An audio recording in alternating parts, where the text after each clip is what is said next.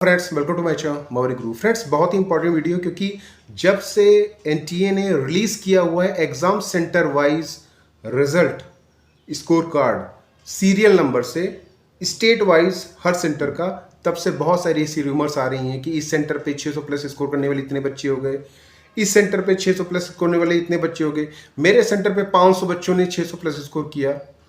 Actual में इसका reason क्या है, फैक्ट बेस में बताऊंगा आपको। क्योंकि इस तरह की र्यूमर बताना कि नहीं यहाँ पे धांधली हो गई, इस सेंटर में धांधली हो गई, पटना वाले केस में धांधली हो गई, वेस्ट बंगाल में धांधली हो गई, हरियाणा में धांधली हो गई, इतने बच्चों ने 600 प्लस स्कोर किए, ये केवल कहने के लिए अच्छी बात है, लेकिन एक फैक्ट होना चाहिए। पहली बात, पहला पॉइंट, इस बार 600 प्लस कंसीडर किया जा रहा है जैसे पिछली बार 500 प्लस किया जा रहा था। मतलब 600 की वैल्यू इस बार है ही नहीं। 600 से 650 में अगर आप स्कोर कर ही भी रहे हो तो आपको सीट तो वैसे भी नहीं मिलने वाली है, जिस तरह से इस बार रैंक आई है। तो 600 को 650 कंसीडर करिए। 650 करने वाले कितने बच्चे हैं, और 600 प्लस स्कोर करने वाले हरियाणा, राजस्थान, बिहार, उत्तर प्रदेश, यहाँ पर अगर आप देखोगे ना तो हर साल इनकी मेरिट बहुत हाई जाती है, पहली बार नहीं है, हर सेंटर पे हाई जाती है। अब यहाँ पे सुप्रीम कोर्ट इस बात को ध्यान देगा कि कहीं ऐसा तो नहीं है कि किसी पर्टिकुलर स्टेट में ही रैंक हाई है, या फिर और भी स्टेट में जो लो मेरिट स्टेट है वहाँ पर भी हाई है।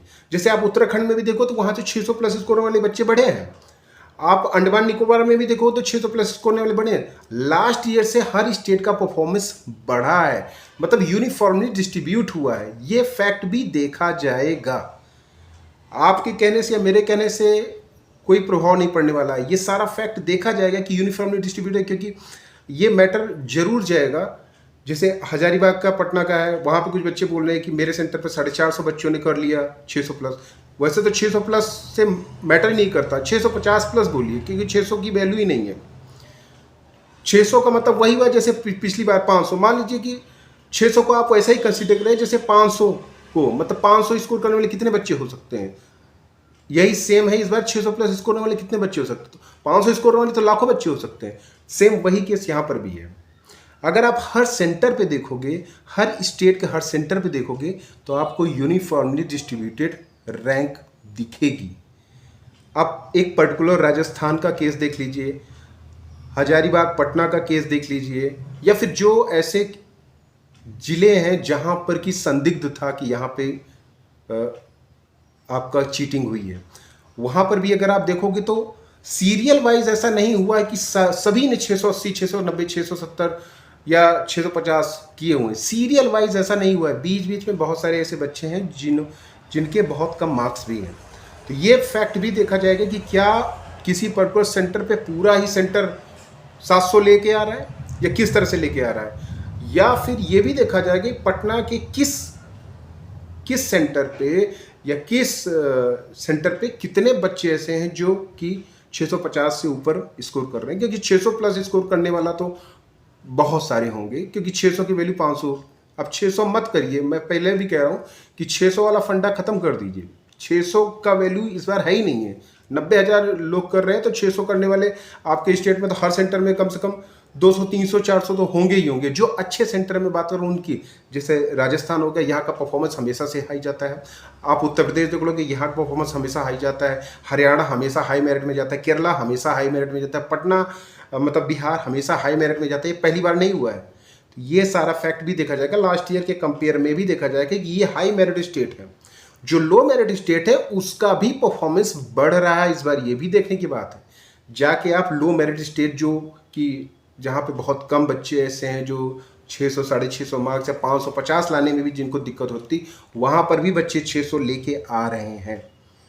इसका मतलब क्या हुआ, ये फैक्ट जाएगा वहाँ पे कि आपका जो भी रैंक इन्फ्लेशन हुआ है यूनिफॉर्मली डिस्ट्रीब्यूटेड हुआ है अक्रॉस इंडिया, जितने भी सेंटर हैं।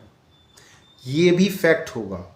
अनटिल एनलेस की सुप्रीम कोर्ट किसी एक सेंटर पे ऐसा नहीं देखता कि वहाँ पे सारे बच्चों ने, मतलब एक भी बच्चा नहीं है, सारे बच्चों ने 650, 670, 680 मार्क्स मार दिए, दूसरे सेंटर में भी 650, 670, 680 मार्क्स मार दिए, एक के बाद एक, मतलब सीरियल वाइज स्कोर मार रहे हैं उस सेंटर पे। मान लीजिए सेंटर पे 1000 बच्चे हैं, 1000 में से 800 बच्चों ने मार लिया 630, 640, तो डाउटफुल होगा।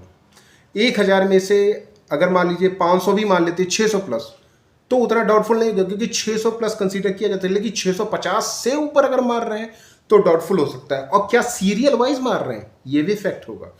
1 बाई 1 ये फैक्ट भी देखा जाएगा। तो मेनली ये कह देना कि 600 प्लस यहाँ पे इतने बच्चे कर रहे हैं, यहाँ पे इतने बच्चे कर रहे हैं, इस सेंटर पे इतने बच्चे कर रहे हैं, ये सफिशियंट नहीं होगा। क्योंकि वैसे मैंने बताया कि 600 प्लस की वैल्यू नहीं है इस बार। 600 plus is just consider to 500 plus this time. तो आई होप ये सारा फैक्ट वहाँ पे जाएगा। अब ये सुप्रीम कोर्ट जज करेगा, उसके पास सारा डेटा जाएगा। ये जो स्टूडेंट के वकील है ये सारा वो डेटा लेके जाएंगे जो कि जहाँ पे उन्हें लगेगा कि बहुत ज़्यादा मार्क्स बढ़े हुए हैं, 600 प्लस करने वाले बच्चे बढ़े हुए हैं या सीरियल वाइज ज़्यादा बढ़ रहे हैं, ये सारे वो डेटा लेके जाएंगे। अगर यहाँ पे संदिग्ध कहीं लगता है, सुप्रीम कोर्ट को किसी सेंटर पे संदिग्ध लगता है, तो उस सेंटर का एग्ज़ाम कैंसिल करके दोबारा एग्ज़ाम हो सकता है। बस इतना ही हो सकता है, क्योंकि यूनिफॉर्मली अगर सुप्रीम कोर्ट को लग गया कि डिस्ट्रीब्यूटेड है रैंक इन्फ्लेशन, तो कुछ नहीं होने वाला है। एक पर्टिकुलर सेंटर या 2 पर्टिकुलर सेंटर या ऐसे सेंटर चिन्हित किए जाएंगे जहां पे कि ज़्यादा उनको लगेगा डाउटफुल है, उसका वो एग्ज़ाम करा सकते हैं। That's all.